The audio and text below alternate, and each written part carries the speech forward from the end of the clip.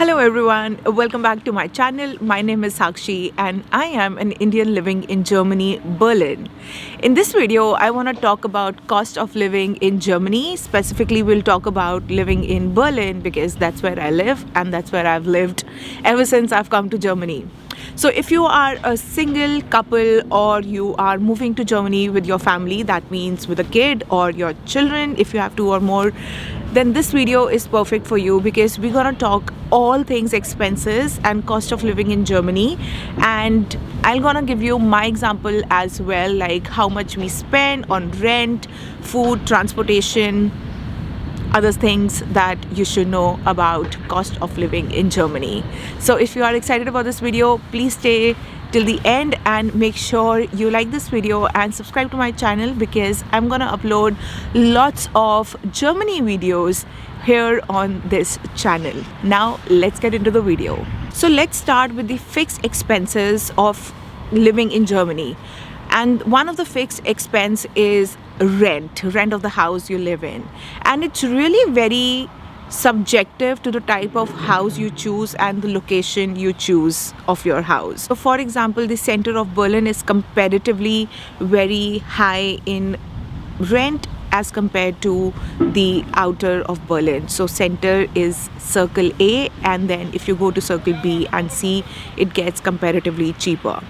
Now, rent also depends if you are taking the house, if it's furnished or non-furnished. It also depends if you are moving into a old building or a new building, things like that. So it's very subjective. So we'll talk about what we are paying and how much we are paying and where we are living in just a couple of minutes. But when you also talk about rent, there are two types of rents that are in Germany. First one is the warm rent and second one is the cold rent. So warm rent is the rent that you pay for the house plus maintenance included.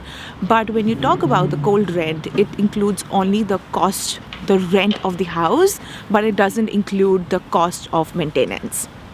So let's talk about how much are we paying. So we are staying in Circle A, which is the center, and it is one of the most expensive areas. We stay in Prenzlauer Berg, if you have seen the map of Berlin. And this is one of the most expensive areas, and we stay in 2 BHK. Our house is furnished, so 2 BHK we have everything that you would need in house: bed, couch, furniture, entire furniture, all the kitchen utensils, everything, you name it, we have it. That being said, we pay 970 euros, and this is a warm rent. So that means the cost of the house, the rent of the house, plus the maintenance is included in 970 euros. But before we move ahead in this video, I just want to say that we pay fairly very less rent to what you actually get in Prenzlauer Berg. We were very fortunate to get this house actually, because houses like these usually have rent around 1200, 1300, but we just got lucky, I would rather say that. And also, if you move to areas like Frankfurt or Hamburg or Munich, cities like these have fairly more rent as compared to Berlin. Berlin is comparatively a very cheaper city as compared to the other cities in Germany. So now let's talk about not so fixed expenses. Number one is liability insurance. So liability insurance, it's your personal choice if you want to take or not, but we have opted for one because it's really good to have, especially if you're living in a rented house and you have a huge security deposit given to your owners, right? So we pay 10 euros per month for liability insurance. Now let's talk about the electricity. Electricity, how you pay for electricity is very different as compared to what you pay in India.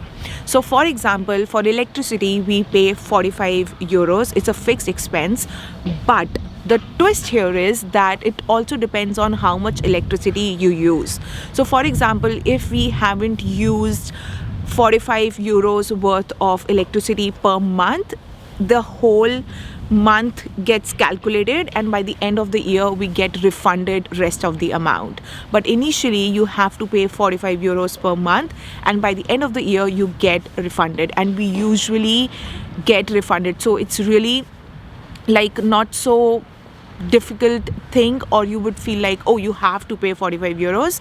But we have our 2 BHK, everything in use every single day, and still we get some amount refunded by the year end. So it really depends how much you're using. Now, one of the other costs that is included in cost of living in Germany includes your radio bill or TV cost. So even if your house has a TV or not, whether you listen to radio or not, you have to pay this amount to government, and you get the bill every single month or every quarter, and it's up to you how you pay it. But it's a mandatory and a fixed cost of living in Germany. So we pay 17 euros per month of a radio bill. Let's talk about the cost of using internet in Germany. So internet is fairly expensive of what you get in India. Like in India, I think you get for 100 rupees 1 GB per day, or 300 rupees 1 GB per day, right? But that's not the case here in Germany at all. It's very expensive. We pay for our mobile data plus Wi-Fi. So mobile, it really depends on what connection you're buying. For example, Libara is comparatively cheaper to O2 brand, right? And for Libara, for example, I now pay 20 euros per month, but when I had O2, I was paying 35 euros per month. Now let's talk about Wi-Fi. So for Wi-Fi, we have the connection by the name of Pure, and we pay 30 euros per month. Now let's talk about transportation in Germany. So transportation in Germany is amazing, the public transportation, and that's what we use. We don't own a vehicle or a car right now. So when you talk about transportation, there are literally two ways of how you can move with it. Number one is you can take an annual pass, which is something that we have, or you can buy the tickets on the go of trains, of trams, buses, or rent a cycle, rent a scooter, things like that. So that is really dependent on how much you're using. But if we talk about taking the annual pass, like we pay 63 euros per month on the annual subscription. But if you take monthly subscription and pay month by month and don't take the annual pass, and you take the entire month's pass, you will have to pay 81 euros. So the difference is quite a bit, where you're paying, if you're taking the annual subscription, you're paying 63 euros versus if you're paying month by month, you're paying 81 euros. So annual subscription always works the best.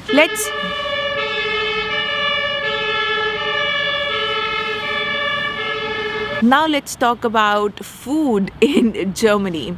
So food, we are dividing this category into how much you're spending in supermarkets for your groceries versus how much you would be spending in restaurants if you move here. We, for example, me and my husband Ugam, we are a couple, we don't have any kid right now. So based on our expenses, this is a very subjective thing, like how much you are buying stuff. But usually people can manage staying in Germany with 300 to 400 euros per month for groceries, right? But also it depends how much you're spending. Like when he was living as a single in Germany before I came, so he was spending maximum 300. But when I moved, the cost obviously increased, and sometimes we even touch 450 or 500. Depends on if you're hosting any party at our house, if we have some event going on, things like that. So it's very subjective, but you can easily survive from 300 to up to 400 as a couple in day-to-day per month. Now let's talk about cost of spending in restaurants. So when me and Ugam, we go on dinner dates very often, at least 2 times a week or 3 times a week, right? And we go to all sorts of places, to a normal next door kind of shop to versus a good fancy restaurant. And it really depends on what type of place you go to. So if you go to a good next door type of restaurant, which is very affordable, which is good gives good food and gives all the pleasure that you need with food, you can expect the bill of up to 25 to 30 euros, right? But if you go to a little bit fancier side of restaurants, then you can expect the bill of maximum 45 and maximum 50, right?